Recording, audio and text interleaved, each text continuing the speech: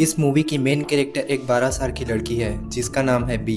बहुत सालों बाद वो अपनी ग्रैंडमा के साथ अपने पुराने घर आती है। इनकी मम्मी का कैंसर के कारण डेथ हो जाता है, जिसके कारण इस घर को छोड़कर कहीं बाहर रहने के लिए गए थे। तो यही है हमारी मेन कैरेक्टर बी। पर बी के पापा हॉस्पिटल में भर्ती हैं, जिसके कारण वो अपनी ग्रैंडमा के साथ यहाँ रहने के लिए आई है। बी अपने फैमिली के फ़ोटोज़ देखने लगती है। बी की ग्रैंडमा उसको घर दिखाती है। वो बी को बोलती है, तुम यहाँ बैठकर पेंटिंग्स बनाया करती थी और बचपन में तुम्हारे बनाए गए पेंटिंग्स इस बॉक्स में रखे हुए हैं। बी बोलती है, मैं बच्ची नहीं हूँ, अब मैं पेंटिंग्स नहीं बनाती। ग्रैंडमा बोलती है, अरे हाँ ठीक है, मैं इस बॉक्स को कबर्ड में रख देती हूँ। कुछ समय बाद दोनों बी के पापा से मिलने के लिए हॉस्पिटल के लिए निकल पड़ते हैं। दोनों हॉस्पिटल पहुँच जाते हैं। ग्रैंडमा बोलती है, तुम अंदर जाओ, मैं थोड़ी देर में आऊँगी। बी लिफ्ट से होकर अपने पापा के रूम में आ जाती है। वो देखती है रूम में कोई नहीं है। फिर उसका नज़र एक किताब पर पड़ता है। उस किताब के बीच में एक कागज़ होता है जिसमें जोकर बना होता है और स्माइल लिखा होता है। वो स्माइल करने लगती है। तभी बी के पापा आ जाते हैं और एक ग्लूकोज स्टैंड के साथ डांस करने लगते हैं। बी अपने पापा का डांस देखकर ताली बजाती है। वो अपनी बेटी को नर्स जैनेट से मिलवाता है। बी जैनेट से बोलती है, आपसे मिलकर अच्छा लगा। फिर अपने पापा को गले लगा लेती है। फिर जैनेट पूछती है, मैं तुम्हारे लिए कुछ खाने का लाऊं क्या? बी बोलती है, नो थैंक्स। फिर जैनेट चली जाती है। बी के पापा मजाक से बोलते हैं, इसके साथ डांस रिहर्सल के कारण मैं तुम्हें लेने नहीं आ पाया, सॉरी। बी बोलती है, मेरे साथ बच्ची की तरह ट्रीट मत किया करो। बी के पापा बोलते हैं, तुम टेंशन मत लो, मैं बीमार नहीं हूँ, मेरा बस दिल टूटा हुआ है। दोनों हंसने लगते हैं। बी के पापा बोलते हैं, बस एक छोटी सी सर्जरी के बाद मैं ठीक हो जाऊँगा, तब तक तुम यहाँ घूमना। रात का समय है। बी वापस घर आ गई है और टीवी देख रही है। अचानक रूम से कुछ आवाज़ सुनाई देता है। वो दरवाज़ा खोल के रूम के अंदर चली जाती है। खिड़की खुला था, उसी का आवाज़ आ रहा था। फिर उसका नज़र एक कबर्ड पर पड़ता है। वहाँ उसकी पुरानी चीज़ें रखी हुई थी। वहीं उसको एक कैमरा मिलता है। उसका चार्जर लाने के लिए दुकान चली जाती है। उसको चार्जर मिल जाता है और चार्जर लेके वापस घर की ओर आने लगती है। अचानक उसकी नज़र एक बच्ची पर पड़ता है। उसका चेहरा ठीक से नहीं दिखता। वो बच्ची ऊपर भागने लगती है। बी सीढ़ियों के द्वारा उसका पीछा करते करते एक रूम की तरफ पहुंच जाती है। दरवाजे के छेद से बी अंदर की ओर देखने की कोशिश करती है। अचानक उस छेद में आंख देखकर वो डर जाती है। बी बोलती है, मेरे यहाँ कोई फ्रेंड्स नहीं है, मुझे उस छोटी बच्ची से बात करना है। अंदर से एक आदमी बोलता है, यहाँ कोई छोटी बच्ची नहीं है, चले जाओ प्लीज़। अचानक वहीं की बुढ़िया आ जाती है। बी उसको देख के डर जाती है। बुढ़िया बोलती है, इतने रात को यहाँ आना अच्छा नहीं है, नीचे चले जाओ। वो वापस अपने घर आ जाती है। दुकान से लाए चार्जर से अपने कैमरा को चार्जिंग करने लगती है। अगले दिन पापा से मिलने के लिए बुके लेकर हॉस्पिटल चली जाती है। वहीं हॉस्पिटल में भर्ती हुआ एक बच्चा उससे पूछता है, क्या ये फूल मेरे लिए हैं? बी बोलती है, नहीं, ये मेरे पापा के लिए है। वो बच्चा बोलता है, मैं तो बस मजाक कर रहा था। वो बोलता है, यहाँ का टीवी ख़राब हो गया, क्या तुम मेरे साथ चेस खेलोगी? वो पूछती है, तुम्हें ये चोट कैसे आ गया? वो बोलता है, मैं गिर गया था, मैं बहुत गिरता हूँ। वो बोलती है, मेरा नाम बी है। वो बोलता है, मेरा नाम बेंजामिन है, तुमसे मिलकर अच्छा लगा। फिर थोड़ी समय में बी अपने पापा के रूम में आ जाती है। रूम में खिड़की की तरफ रस्सी लटका था, जैसा कि वो भाग गया है। बी अपने पापा का लेटर देखकर जान जाती है कि वो यहीं कबर्ड में छुपे हुए हैं। बी कबर्ड खोल के अपने पापा को बोलती है कि ये सब करना कब छोड़ोगे? वो बोलता है, कभी नहीं। उसी दिन रात को बी अपने कमरे में बैठकर कैमरे से वीडियो देख रही होती है। तभी अचानक से उसको कुछ आवाज़ सुनाई देता है। वो घर से बाहर आ जाती है। रास्ते में एक आदमी और एक बच्ची देख के वो उसका पीछा करने लगती है। बी छुप कर देखती है कि वह आदमी किसी के घर में जा रहा है। वह आदमी ऊपर की खिड़की से रूम में पहुंच जाता है। यहाँ एक बच्चा सोया हुआ है। इस आदमी का नाम काल है। यह खिलौनों से बचते हुए रूम के अंदर कबर्ड के पास आ जाता है। उस कबर्ड के अंदर से एक बड़ा सा टॉय निकलता है। इसका नाम ब्लू है। काल ब्लू से नाराज़ होता है। ब्लू बोलता है, उस सोई हुई बच्ची को मैं बहुत पसंद हूँ और हम दोनों बहुत खुश हैं। काल बोलता है, मैंने सुना है वो लड़की 1 घंटे तक रो रही थी, तुम अपना सामान उठाओ और यहाँ से चलो। ब्लू बोलता है, तुम मुझे नहीं ले जा सकते, मैं इसी बच्ची के लिए बना हूँ। काल पूछता है, क्या तुम्हारी उससे बात हुई? ब्लू बोलता है, वो इतना रो रही थी कि बात ही नहीं कर पाए। काल पूछता है, क्या उसने तुम्हें देखा? ब्लू बोलता है, वो देखने वाली थी, उसको थोड़ा महसूस हो रहा था। फिर अचानक से ब्लू जोर से चीख मार देता है। बच्ची उठ जाती है। काल उसके बेड के नीचे छुपा रहता है। काल खिड़की से बाहर निकलते हुए देख लेता है कि बी मुझे देख रही है।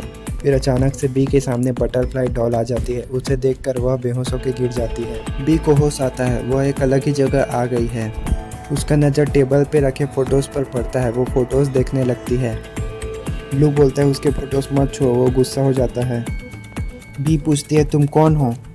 वो बोलता है मैं ब्लू हूँ। फिर बटरफ्लाई वाली डॉल वहाँ आकर बोलती है ब्लू तुम उसे उठाओ।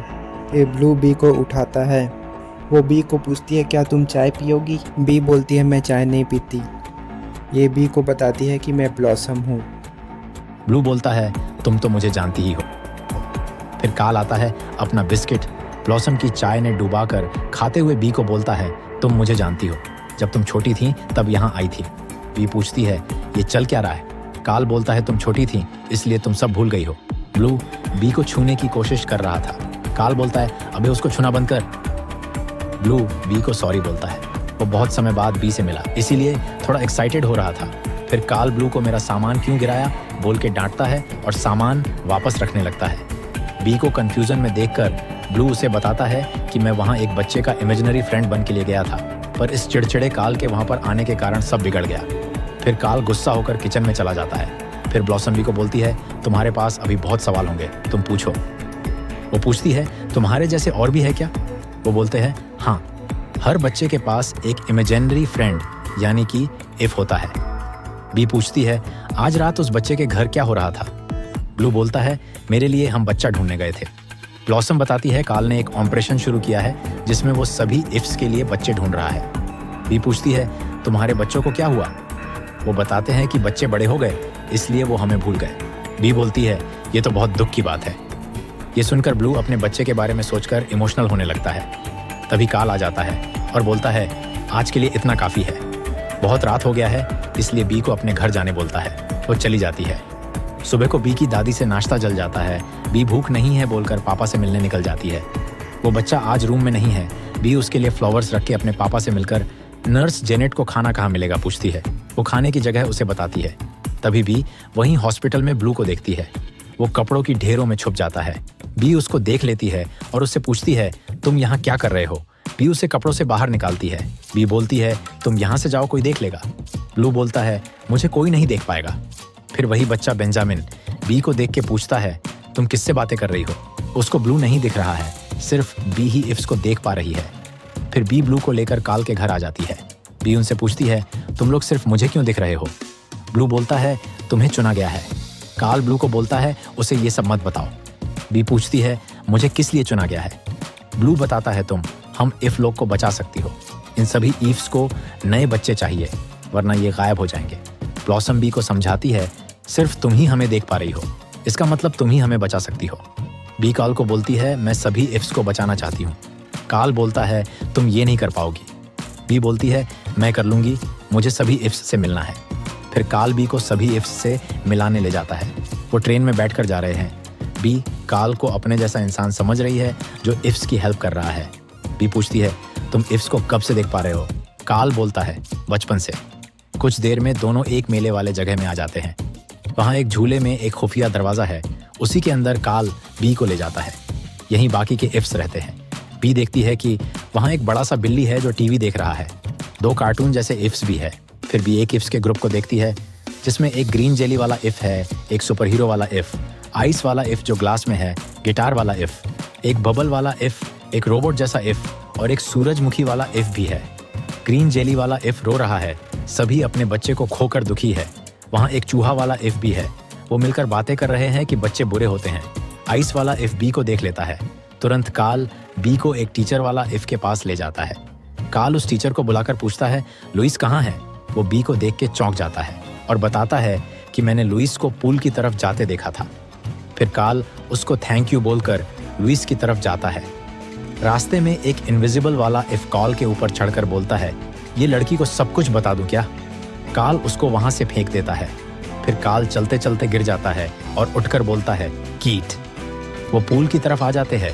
वहाँ कुछ इफ्स मजे कर रहे हैं। फिर वो दोनों कुछ दूर चलने के बाद लुइस के पास पहुंच जाते हैं। वो बी को पूछता है क्या काल ने तुम्हें यहाँ घुमाया? बी बोलती है हाँ, पर मैंने उससे ज्यादा सोचा था। फिर काल बी को बताता है कि ये लुइस है ये 93 साल का है, इसी ने यह जगह की शुरुआत की थी, ये तुम्हें कुछ भी सिखा सकता है। फिर लुइस बी को काल के बारे में बताता है कि काल एक मजेदार क्लाउन यानी कि इफ था। इसके जिंदगी का एक ही मकसद था, तुम्हें खुश रखना। काल बी को बोलता है कि मेरा मकसद अब वो नहीं है और इफ्स के प्लेसमेंट का काम तुम लुइस की सहायता लेकर संभाल लेना। फिर लुइस बी को बोलता है कि काल ने तुम्हें इस जगह को अच्छे से नहीं घुमाया, इसलिए तुम अब उसे घुमाओ। तुम इस जगह को अपने इमेजिनेशन से कुछ भी बना सकती हो। काल बोलता है ऐसा मत करना। काल दरवाजे से अंदर जा ही रहा होता है कि बी अपने इमेजिनेशन का जादू चालू कर देती है। काल जिस टाइल्स में खड़ा है वो टाइल्स जादुई तरीके से चेंज होता जा रहा है। वो डर के भाग रहा है। उसके सामने एक एस्ट्रोनॉट और ब्लू आ जाता है। अचानक काल के पीछे एक स्टार दीवार को चीरते हुए दूसरे दीवार पर लटक जाता है। काल ब्लू को रूम के अंदर ढकेलता है पर वो दरवाजा ही गिर जाता है। बी काल के पीछे पीछे आकर अपने इमेजिनेशन का जादू चला रही है। काल बी को देख के भागने लगता है। वह एक रूम के डोर को खोलने की कोशिश कर ही रहा होता है कि दीवारों से पेड़ की डालियां उसको पकड़कर अंदर खींच लेती है। उससे बचकर काल सामने भाग ही रहा था कि सामने आग लग जाता है। बी और लुइस देखकर मजे कर रहे हैं। दो योद्धा एक दूसरे से लड़ रहे हैं। सामने एक ड्रैगन आ जाता है, उसकी फट जाती है। वो भागते हुए पूल के पास पहुंच जाता है। बहुत सारे पानी वाले इफ्स पूल के अंदर सिप के साथ एक पैटर्न बनाते हैं। उस सिप से ब्लॉसम निकलती है। फिर वहां भी और बहुत सारे इफ्स आ जाते हैं और उसको पूल में गिरा देते हैं। वो तैरकर पूल से निकलता है पर वो पूल से एक समुद्र में आ गया है जहां एक छोटा ग्रीन कलर का डायनासोर है। वो एक पेंटिंग में चला गया है। वो वहां से बाहर निकलता है। उसका ड्रेस पेंटिंग के कारण बदल गया है। वो उस रूम से बाहर निकलता है और सामने में बी और लुइस आ जाते हैं। उसको देखकर काल एक रूम में चला जाता है। वहां इफ्स नाच रहे हैं। वह एक परफॉर्मेंस करने वाले स्टेज में आ गया है। बी और सभी इफ्स ऑडियंस बन गए हैं। ये सब कैट के टीवी में भी दिख रहा है। फिर सारे इफ्स वहां आकर नाचने लगते हैं। फिर बी भी एक अच्छे ड्रेस में आकर काल के साथ डांस करने लगती है। सभी इफ्स फुल मजे कर रहे हैं। फिर वो सब काल को उठाकर ऑडियंस की तरफ फेंक देते हैं पर वो एक रूम में आ जाता है। तो आखिरकार यहाँ इमेजिनेशन वाली बकचोदी खत्म होता है। फिर वो दोनों वहां से वापस आ रहे हैं। काल फिर से गिर जाता है और बोलता है कीथ। दूसरे दिन बी फ्लावर्स लेकर हॉस्पिटल पहुंचती है। उस बच्चे के टेबल में कुछ फ्लावर्स रख देती है और अपने पापा के पास जाती है। उसके पापा पूछते हैं तुम्हारे स्टोरी का काम कैसा चल रहा है। बी बोलती है मेरे पास उसके लिए टाइम नहीं है और मुझे एक जॉब मिल गया। बी वहीं से जा ही रही होती है कि वो बच्चा बेंजामिन उसको देख के हाय बोलता है। बी उसको बताती है कि उसको जॉब मिल गया। बोलता है तुम्हारे जॉब के लिए गुड लक। फिर वो खुश होकर वहां से चली जाती है। इसका जॉब है सभी इफ्स के लिए बच्चे ढूंढना। वो सबसे पहले सबका इंट्रोडक्शन लेने जा रही है। सभी इफ्स बहुत खुश हैं। फिर काल बी और लुइस एक जगह बैठ जाते हैं और सभी इफ्स को बुलाकर उनका इंट्रोडक्शन करने लगते हैं।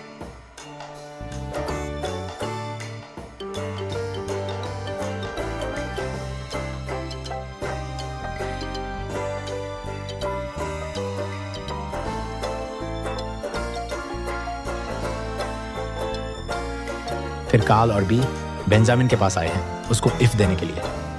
वो एक चूहा वाला इफ लाकर बेंजामिन से पूछते हैं क्या तुम उसे देख पा रहे हो। बेंजामिन बोलता है मुझे वो नहीं दिख रहा है। बेंजामिन को सिर्फ बी दिख रही है। फिर बेंजामिन को सुपर हीरो वाला इफ से प्लेसमेंट हो पाएगा सोचकर उसको लेकर आते हैं। वो उड़ के दिखाता है पर उसे कुछ भी नहीं दिखता। फिर लास्ट में ब्लू को लेकर आते हैं। ब्लू को तो बेंजामिन पहले से नहीं देख पा रहा है, अब क्या देखेगा। बी उदास हो जाती है क्योंकि उस बच्चे का किसी के साथ भी प्लेसमेंट नहीं हुआ। बेंजामिन बी को बोलता है कोई बात नहीं, तुम मेरी दोस्त हो, मुझे कोई इमेजिनरी फ्रेंड नहीं चाहिए। पर बात सिर्फ उसकी नहीं, पूरे इफ लोग की है। उन सभी इफ्स को बच्चे चाहिए वरना वो गायब हो जाएंगे, क्योंकि इमेजिनरी फ्रेंड्स तभी तक रहेंगे जब उन्हें कोई इमेजिन करेगा। बी लुइस के पास आकर उसको बताती है कि बात नहीं बना। लुइस बोलता है शायद नए बच्चे ढूंढने से काम नहीं होगा, उनको अपने पुराने बच्चे ही चाहिए होगा। फिर बी बोलती है वो अब बड़े हो गए हैं, इनको भूल गए हैं। लुइस बोलता है कोई अपने प्यार को नहीं भूलता, बस उन्हें थोड़ा याद कराना पड़ेगा। बड़े होने पर तो उन्हें इफ्स की ज्यादा जरूरत होती है। वो बी को बोलता है तुम इमेजिन करके पिछले समय को याद कर सकती हो। वो पुराने टाइम को इमेजिन कर रही है। यहाँ वो बचपन में अपने फैमिली के साथ घूमने आई थी। जो मेला पूरी तरह खाली था, अब वहाँ सभी लोग घूम रहे हैं, मजे कर रहे हैं। इफ्स भी वहाँ फुल मजे कर रहे हैं। कल बी के पापा का सर्जरी होने वाला है। उसको नर्स जेनेट आकर बोलती है सो जाओ, कल बहुत बड़ा दिन है। बी डिनर के बाद अपनी दादी से पूछती है आपका बचपन में क्या बनने का सपना था। वो शर्मा के बोलती है मैं एक डांसर बनना चाहती थी। मुझे 6 स्कूलों में से डांस के लिए सिलेक्ट किया गया था। वो अपना डांस का फोटो लेकर आती है और बी को दिखाती है। बी फोटो देख के खुश हो जाती है और दादी से पूछती है, फिर आपके डांसर बनने का सपना का क्या हुआ? दादी बोलती है, मैं बहुत लंबी हो गई जिससे मेरा डांस अजीब लगता था और अब तो बूढ़ी हो गई, बोलकर डिजर्ट लाने चली जाती है। बी उस फोटो को ध्यान से देखती है। उसको इमेजिनेशन से ब्लॉसम उस फोटो में दिखती है। वो समझ जाती है कि उसकी दादी की इफ ब्लॉसम है और फिर तुरंत वो काल के घर चली जाती है। बी ब्लॉसम को तुम मेरी दादी की इफ हो बोलकर खुश हो जाती है। फिर ब्लॉसम बोलती है, ये कातिल अदाएं, ये प्यारा चेहरा देखकर तुम्हें पहले ही पता चल जाना चाहिए था। फिर बी बोलती है, मेरे घर चलते हैं और ब्लॉसम को दादी से मिलाते हैं। काल बोलता है, इससे कोई फायदा नहीं होगा। ब्लॉसम बोलती है, मैंने उनके साथ बहुत टाइम स्पेंड किया पर फिर भी अब वो मुझे नहीं देख पा रही है। बी एक बार उनको मिलाने का ट्राई करूंगी सोचकर ब्लॉसम को अपने घर ले आती है और डांस के द्वारा दादी ब्लॉसम को याद करेगी सोचकर गाना बजाकर सोफा के पीछे छुप जाती है। फिर दादी गाने की आवाज सुनकर आ जाती है और पुराने दिन याद करके डांस करने लगती है। दोनों छुपकर डांस देख रहे हैं। ब्लॉसम में एक लाइट जलने लगता है। इसका मतलब दादी डांस के द्वारा ब्लॉसम को याद कर रही है। फिर दोनों साथ में डांस करने लगते हैं। काल भी छुपकर देख रहा है। दोनों का मिलन हो जाता है। काल थोड़ा उदास लग रहा है।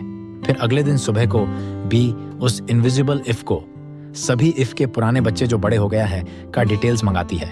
सबसे पहले काल और बी ब्लू को लेकर उसके पुराने बच्चे के साथ मिलन करने जा रहे हैं। काल उस आदमी को देख लेता है। वो अपने काम में जा रहा है। ब्लू उसको देखकर खुश हो जाता है। तीनों उसका पीछा कर रहे हैं। वो एक पब्लिक बाथरूम में चला जाता है। बी ब्लू को अंदर जाने बोलती है। वो अकेला नहीं जाऊंगा बोलता है। फिर बी अपना चेहरा छुपाकर वहीं एक बाथरूम के अंदर छुप जाती है। फिर ब्लू वहां आता है। वो थोड़ा नर्वस है। बी उसे बोलती है उसके पास जाओ। वो धीरे से उसके पास जाता है। फिर अचानक उसको छींक आ जाती है और वो गिर जाता है। वो उसकी छींक की वजह से नहीं बल्कि अपने इंटरव्यू से नर्वस होने के कारण गिर जाता है। फिर तीनों उसका पीछा करते हुए एक बड़े बिल्डिंग में आ जाते हैं जहां वो इंटरव्यू के लिए आया है। ब्लू उसके पास जाकर बैठ जाता है। वो इंटरव्यू से नर्वस होने के कारण अपने इमेजिनेशन से मोटिवेट होने की कोशिश कर रहा है जिससे वो ब्लू को याद करता है और ब्लू में भी लाइट जलने लगता है। फिर वो इंटरव्यू में जाने के लिए खड़ा हो जाता है। ब्लू उसके पीछे आकर उसके इमेजिनेशन से उसको मोटिवेट करता है। तो इस प्रकार ब्लू का भी मिलन हो गया।